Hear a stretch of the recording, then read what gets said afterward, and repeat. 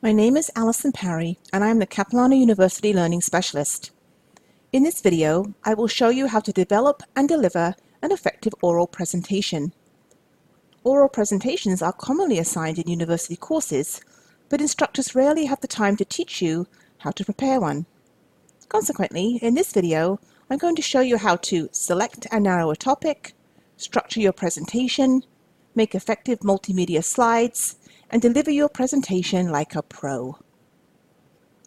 The first step in developing your presentation is to select and narrow your topic. Some instructors do this for you, while other instructors leave this entirely up to you. If you have to select and narrow your own topic, one way of getting started is to look at your course outline, class notes, and course readings for ideas. Think about what interests you and what you want to learn more about. If you're unable to come up with an idea on your own, be sure to get help from your teacher. Once you have selected a topic, you need to think about how to narrow it down further. For example, if your topic was stress, you could narrow the focus down to workplace stress, stress experienced by students, or even a stress disorder like post-traumatic stress. How you narrow your topic will likely be determined by the nature of your course and the assignment at hand. Just remember, the more specific your topic, the more interesting the presentation will be to your audience. Now you have a subtopic, you need to decide what aspects of this topic you will focus on and explore in your presentation. One way to generate possibilities is to create a series of questions about the topic. For example, if you chose the topic of post-traumatic stress, you might ask, who gets this disorder and why? What are the symptoms and effects of this disorder? How is this disorder diagnosed and treated? Whether you focus on all of these questions will depend on the assigned length and scope of your presentation. If you have any problem selecting and narrowing your topic, be sure to ask your instructor or a research librarian for help. Once you have selected and narrowed your topic, you are ready to research and gather your supporting information and structure your presentation. Like an essay, a presentation typically has three main sections: an introduction, a body, and a conclusion. The sort of information to include in each section may vary from presentation to presentation. However, here are some ideas to get you started. In the introduction of your presentation, it's very important to prepare the audience for what is to come. To achieve this, you will need to introduce your topic, give some background information and define any new terms. In addition, explain why you chose your topic and clearly state your thesis. A thesis is a statement that tells the audience exactly what you're going to discuss, prove, or argue in the presentation. It's also important at the start of the presentation to engage your audience by capturing their attention and interest. This is achieved by using what is known as a hook. Hooks can come in many forms and can include any of the following: interesting statistics or facts about the topic, a relevant story or personal experience, an image or very short video clip, or some sort of audience involvement, such as asking them a question. For example, if you were doing a presentation on the causes and effects of post-traumatic stress disorder, commonly known as PTSD, you might ask the audience, how many of you know someone who suffers from PTSD? Or you might start the presentation with a statistic about the percentage of the population who suffer from this disorder. As well as having a strong opening, it's also important that your presentation have a strong conclusion or closing. This is because the audience is most likely to remember what they hear at the start and at the end of a presentation. This is due to something called the primacy and recency effect, where information presented at the beginning and the end of a learning session are retained better than the information in the middle. Consequently, it's important that your presentation starts and ends in a memorable way. To make sure your conclusion is strong, be sure to remind your audience of your thesis, as well as summarize the key points from your presentation. Your summary needs to be brief and should focus on the most important points you wish the audience to remember and take away. In addition, a good conclusion should also include some of your own final thoughts, deductions, or advice based on what you've learned from your research. For example, if from your research on PTSD, you learned about the positive effect of early intervention, you might advise your audience to seek immediate help if they were ever to experience a traumatic event. You might also have deduced that not a lot of research has been done in this field and suggest that more needs to be done. Now you have an idea of what to include in your introduction and conclusion, let's discuss how to plan the body of your presentation. In the body, you will be presenting all your research findings in support of your thesis. Organizing all your material can be overwhelming and confusing. However, one way to avoid this is simply by making an outline.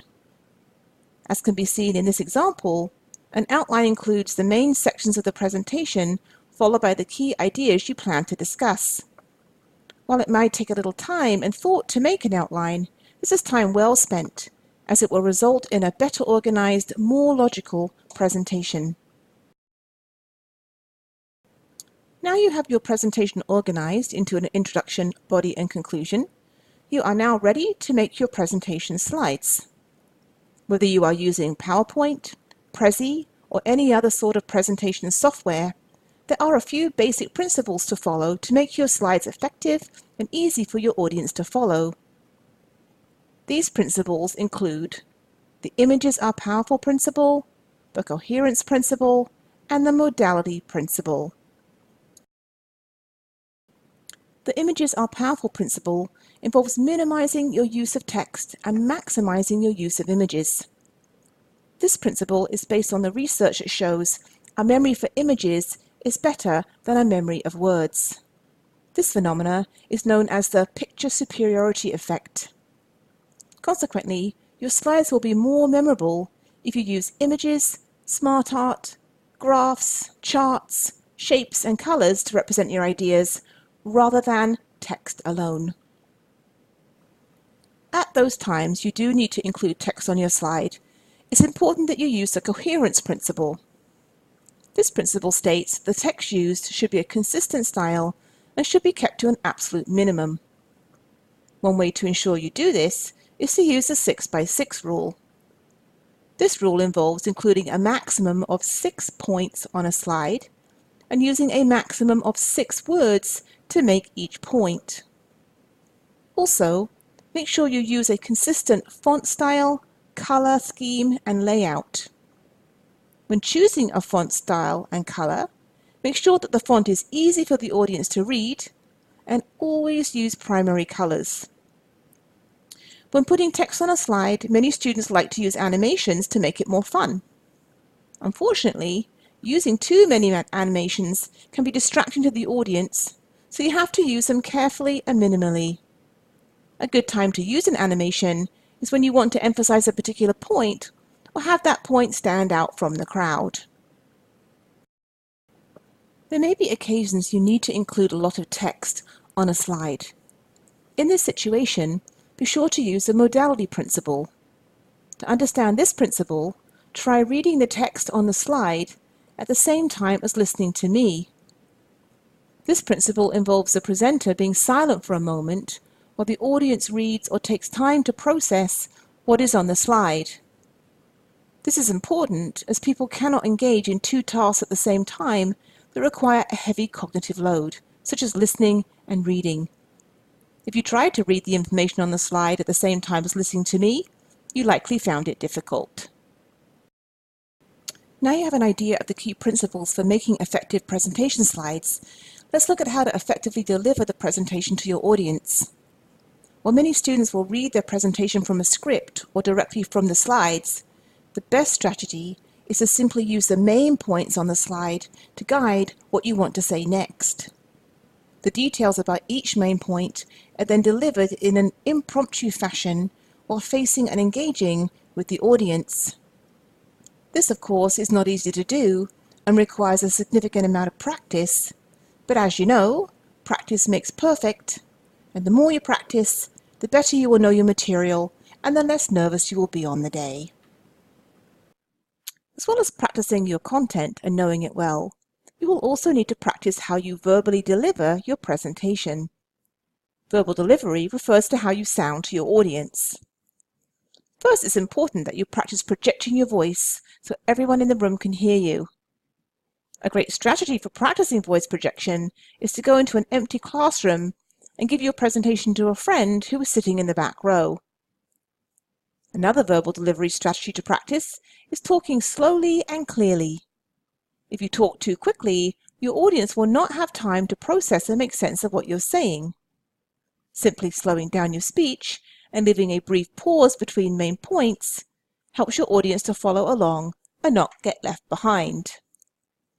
Finally, you can use your voice as a way of engaging the audience by using exaggerated intonation. Intonation is simply the rise and fall of your voice. When insufficient intonation is used in a presentation, it can sound monotonous. Once you have your verbal delivery down pat, it's now time to add the finishing touches by paying attention to how you look and your body language. First, you should dress conservatively so the audience is focused on the message and not the messenger. Avoid clothing with pockets, as putting your hands in your pockets can be distracting. Second, you need to engage your audience by making eye contact. This can feel very unnatural and awkward at first, so it's important that you practice. To do this, place a few objects around the room and then practice moving your focus between the objects while giving your presentation. Better still, get a few friends or family members to sit in different spots in a room and practice moving your focus from one person to the next. If you don't practice this important skill, you run the risk of only engaging the people in the front row and not everyone in the room. The final aspect of your body language you need to consider is what you're going to do with your hands. Unfortunately, when people are nervous, they unconsciously do things such as click their knuckles, fiddle with their hair, or jingle the keys in their pocket. To avoid this, you need to plan when and how you will use your hands to emphasize key points in your presentation. We call this using planned gesturing. To see this in action, just watch any recognized public speaker and notice how they use their hands when making important points. If public speaking is very new to you and using planned gesturing seems too difficult, simply put your hands behind your back or firmly by your side. This way, your hands won't distract from your presentation. As you can see, giving an effective presentation is not an easy task and takes lots of practice. But remember, start by narrowing your topic so your presentation has a specific focus. Then collect your material and make an outline, specifying what points you will make in the introduction, body, and conclusion. Next, use the principles taught in this video to make effective PowerPoint slides. And finally, practice the verbal and non-verbal delivery of your presentation multiple times. The more presentations you give, the easier it will become. If you need any further help with how to develop and deliver an effective oral presentation, please make an appointment at Learning Services in Birch 267 or by calling 604-984-1744.